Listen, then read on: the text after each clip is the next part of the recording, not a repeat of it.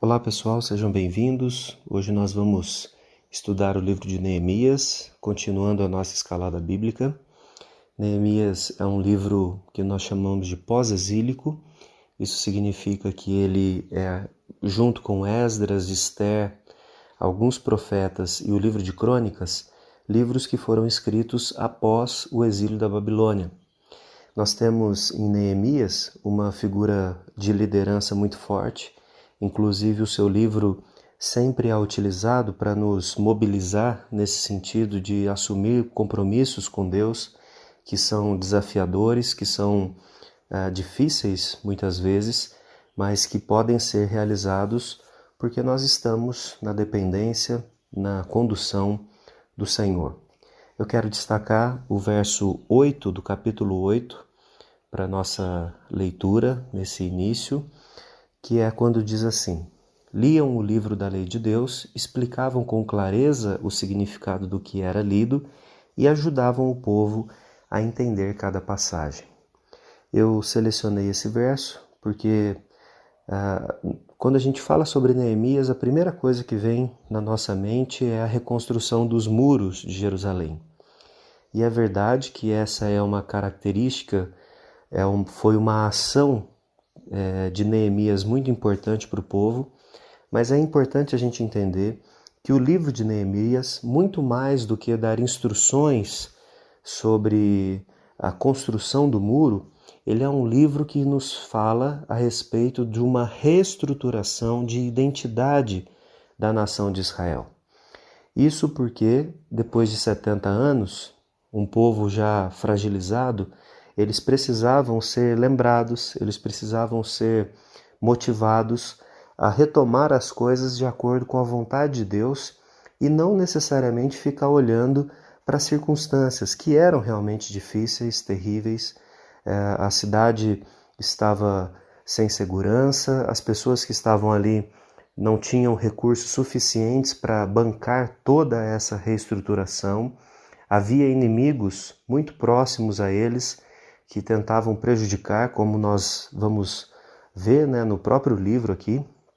E isso então implica em uma decisão muito corajosa de Neemias, porque se você observar o primeiro capítulo vai nos deixar, vai nos mostrar que Neemias, ele como pessoa, gozava de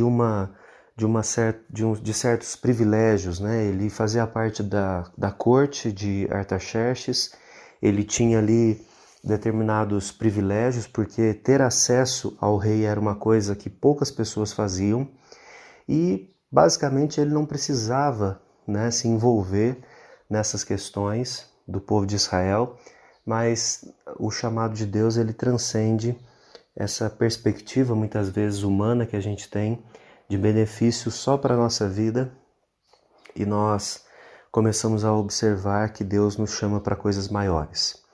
O texto que nós lemos do capítulo 8 é um texto que vai nos orientar, vai nos dizer que a lei de Deus precisava ser relida e explicada. Então, não apenas essa reestruturação do povo de Israel era uma imposição de leis, mas era uma tentativa de que esse povo absorvesse as leis de Deus, a orientação de Deus, como algo positivo, como algo que traria benefícios concretos para a sua vida e não apenas uma obrigação de seguir uma lei sem entender aquilo que estava acontecendo.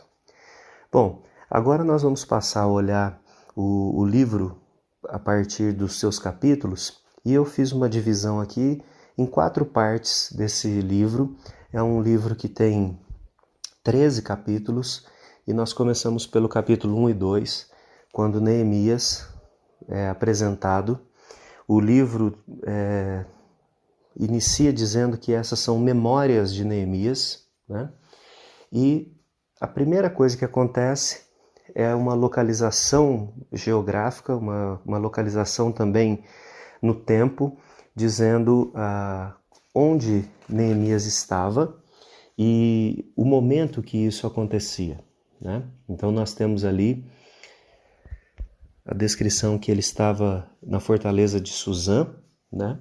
E era uma época em que o povo de Israel já tinha um primeiro contingente retornado com o decreto de Ciro, eles já tinham voltado para Jerusalém, e Neemias, sabendo disso, pergunta para um dos seus conhecidos como é que esse povo estava. Então veja que parecia existir um intercâmbio de pessoas indo da corte para Jerusalém e esse retorno. E o que nós temos no capítulo 1 é a informação de que o povo passava por muitas dificuldades, os muros estavam derribados, isso significa que o povo não tinha segurança. Naquela época essa era uma forma muito usada, né? A cidade ser fortificada significava segurança em termos de controle de pessoas na cidade, em termos de evitar que um exército simplesmente chegasse e o derrotasse, destruísse a cidade. E o muro derrubado fazia com que esse povo ficasse bem fragilizado. Imagine você também que não era só uma questão de não ter muros, mas o entulho, né? Porque ninguém foi lá e derrubou o muro e tirou o entulho, estava tudo isso bagunçado, casas destruídas. Então esse povo que foi na primeira leva, eles estavam tentando fazer alguma coisa, mas era um contingente pequeno, o recurso era limitado e eles tinham ainda uma série de inimigos. Neemias ouve isso e se mostra um homem muito sensível ao seu povo. Ele ora, ele chora, ele lamenta e muito mais do que isso ele faz um plano.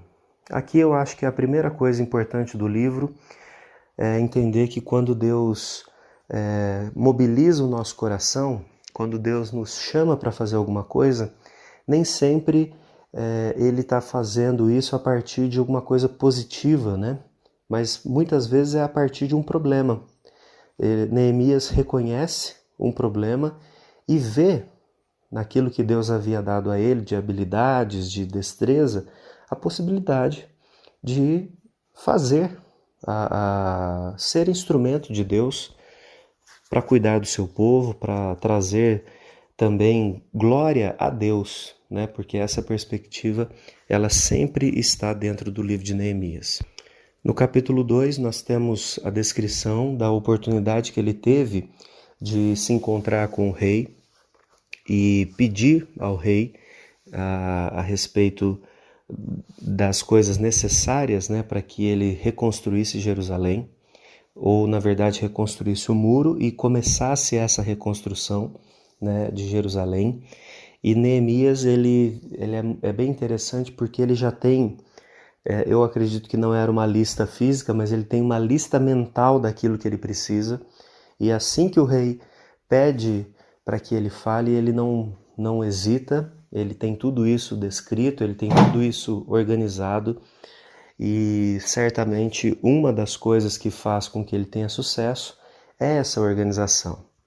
Uma coisa que a gente pode pensar é o que um copeiro, né, um mordomo, poderia ter a ver com uma construção de uma muralha.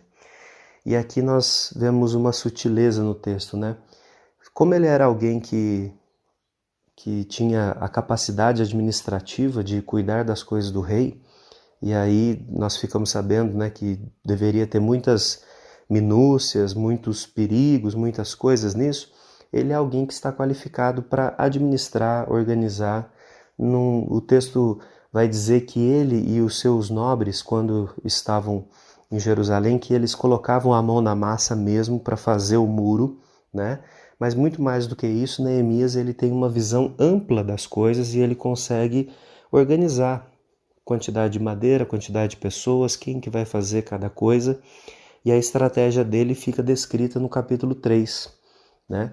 Quando nós vemos que a reconstrução do muro ela começa a acontecer e Neemias usa uma estratégia fantástica para que o muro seja reconstruído. Ele não reúne todo o povo e começa de uma ponta para outra.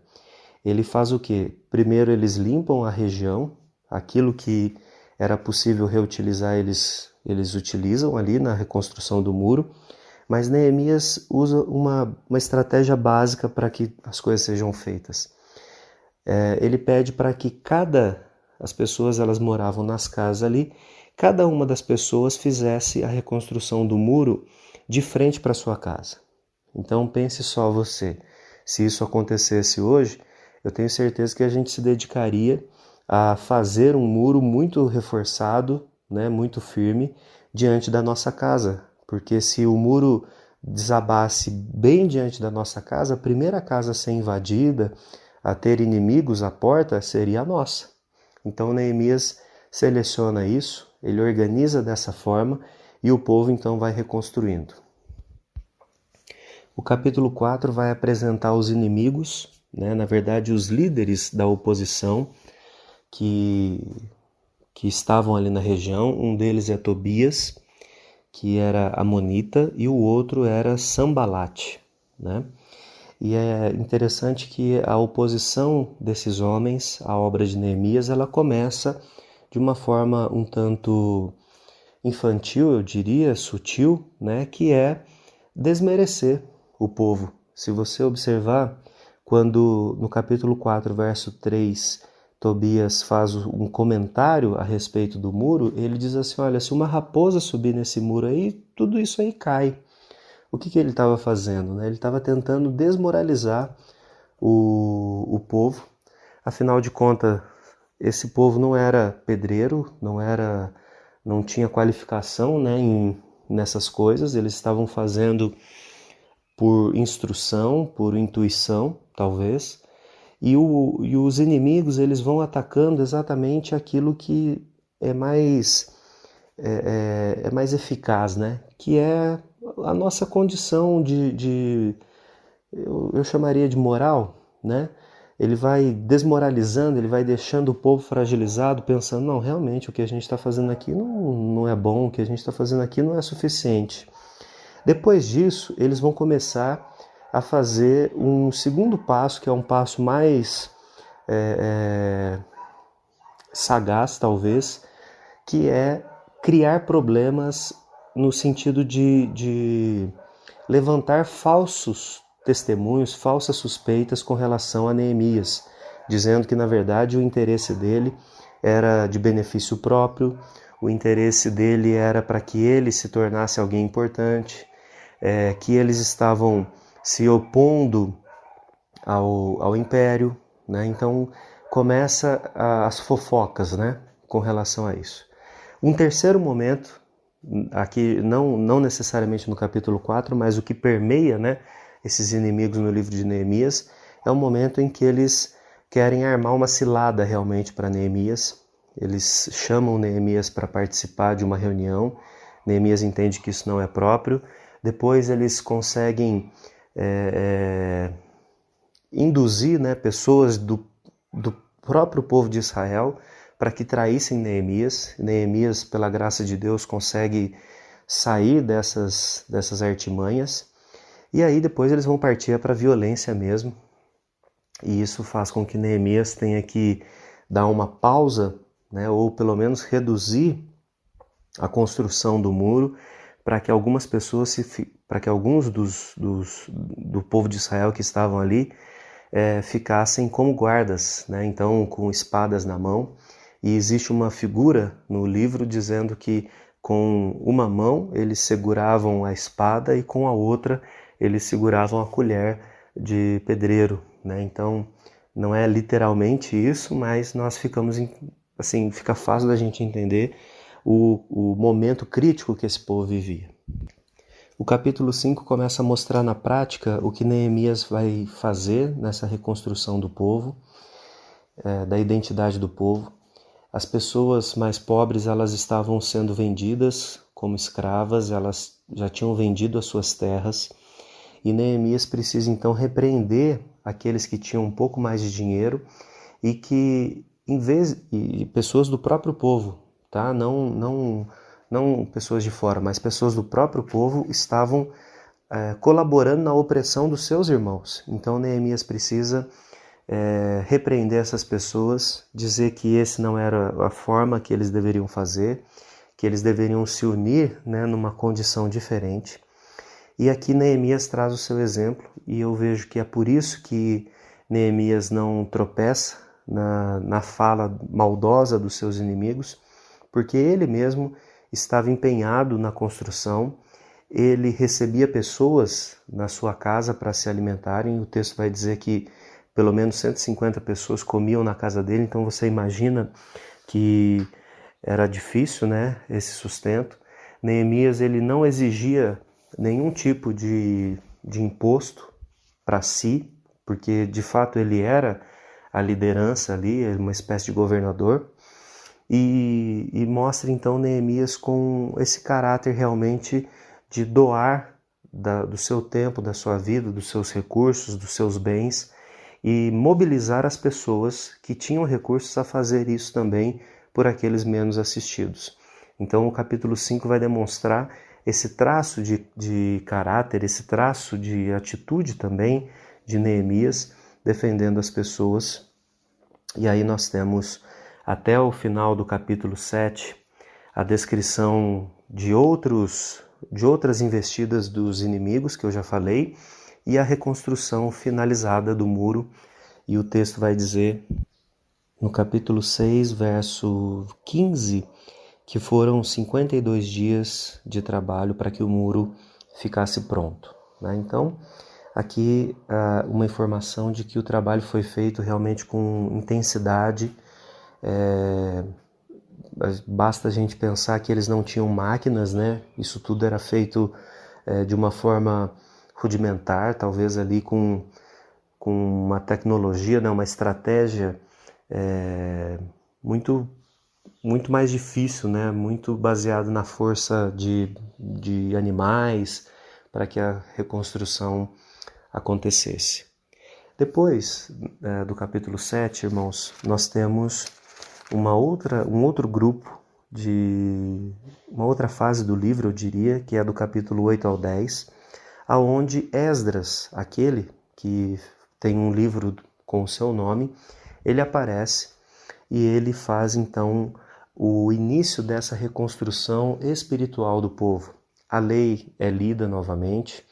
Nós temos no capítulo 8, como já lemos o verso 8, a explicação de que a lei ela era lida e explicada. E isso provavelmente promovia algum tipo de debate, né? Algum tipo de partilhar ali daquilo que isso significava. E nós também temos uma indicação de que isso era feito colocando, né, ou trazendo uma figura de uma, assim, eles liam a lei e eles mostravam como isso tinha sido positivo ou negativo na história de Israel, né? Então não era simplesmente colocar a lei em como se fosse uma obrigação, mas uma coisa meio solta. Não, ela era inserida no contexto de vida deles para que eles soubessem o que fazer. O texto também vai dizer, isso já na próxima parte do capítulo 8, que o povo ele estabeleceu ali que eles iam celebrar a festa das cabanas. A festa das cabanas era aquela que lembrava o povo de Israel de que eles tinham sido nômades, né, no deserto quando eles saíram do Egito. Então, era uma festa que celebrava a providência de Deus, uma festa que celebrava o cuidado de Deus, a proteção. Então, ainda que agora, né, naquele momento presente, eles estivessem com uma cidade, era importante eles não esquecerem dos cuidados de Deus em uma época em que eles estavam muito mais fragilizados, né? Se o problema era que o muro teve que ser reconstruído para a proteção, naquela época do Egito eles não tinham nada, né? Eles moravam em tendas. Então, sempre demonstrando esse cuidado de Deus pelo povo. Depois, no capítulo 9, nós temos aí a confissão de pecados do povo. E se você observar, a partir do 6, eles vão colocando mesmo uma história, né, recontada do povo e em todas as coisas eles vão sendo relembrados daquilo que eles fizeram como nação e que foi de desobediência a Deus. No capítulo 10, nós vamos ter um acordo, literalmente um acordo, onde o povo assina, um povo sela, né, o compromisso de obedecer a Deus. E aí nos versículos 30 a 38, 39, nós temos alguns itens que esse povo promete não repetir, erros que eles cometeram antes e que eles prometem não repetir. Por exemplo, o verso 30 fala sobre casamentos mistos. O verso 31 fala a respeito do comércio e da forma como o comércio poderia ser feito com outros povos. Também eles fazem no 32 um compromisso de pagar os tributos, né, para que Israel, ainda que não tivesse um rei autônomo, né, como uma nação autônoma, mas tinha uma forma de governo que precisava desse recurso, né? No 33 eles também vão falar sobre isso e eles falam também sobre um preço a ser pago anualmente, né, para o templo. Você deve se lembrar que em certo momento da vida de Jesus, ele é questionado se ele não pagava, né, o imposto. E aí ele pede para que Pedro pague para ele, para o próprio Pedro e para Jesus. É a respeito disso aqui, né? Então esse compromisso que havia sido firmado lá atrás ainda repercutia na época de Jesus. Depois nós temos algumas promessas com relação aos sacrifícios, né? E assim nós temos uma orientação, nós temos uma forma de ver como esse povo foi se passo a passo se reconstruindo. Capítulo 11, basicamente, nós temos uma lista de pessoas que retornaram a Jerusalém. Existe aqui na leitura uma discussão se eles eram de fato legítimos, né, de uma família legítima. Alguns conseguiam provar isso, outros não. E no capítulo 12 nós vamos ter uma parte especial falando a respeito dos sacerdotes. Depois, a dedicação do templo, né, uma consagração ali, e, de novo, uma fala a respeito do templo. O capítulo 13, ele é uma forma de resumo daquilo que Neemias fez, e eu acho bem interessante destacar aqui para você o verso 22, quando ele diz assim: lembra-te também desta boa obra, ó meu Deus, tem compaixão de mim, de acordo com o teu grande amor leal. Neemias, ele está deixando aqui as suas lembranças e ele está colocando diante de Deus: olha, eu reconheço, eu me coloco diante do Senhor sabendo que foi a graça do Senhor que me conduziu até aqui, mas eu entendo, né, que o Senhor colocou pessoas, o Senhor mobilizou pessoas para que isso fosse feito. O livro de Neemias, então, meus irmãos, é um livro que fala muito sobre reconstrução, e é importante a gente pensar nessa reconstrução de forma figurada, né, ali a cidade, mas uma reconstrução espiritual e que pode ser aplicada a nós. Nós precisamos identificar onde estão as nossas fragilidades, nós precisamos de alguém de fora que venha corrigir essas coisas em nós, e essa pessoa é Cristo. E nós precisamos entender que vai haver oposição, vai haver calúnia, vai haver dificuldades, mas todas essas coisas são superadas dentro dessa perspectiva de uma consagração, de uma dedicação, de intenções puras, de se colocar diante de Deus como instrumento. E é assim que essa reconstrução literal é feita, mas se você parar para pensar, é assim que a nossa reconstrução espiritual acontece também. À medida que nós vamos assumindo compromissos com Deus e vamos dedicando a nossa vida a Ele de uma forma que, de fato, é honesta, é comprometida, e Ele vai nos dando as vitórias. Que Deus possa, através de Jesus, reconstruir então a sua vida espiritual, terminar as reformas que precisam ser feitas no seu coração, e que você possa, em tudo isso, glorificar o nome de Deus, reconhecer a bondade de Deus. Que Deus te abençoe e até semana que vem.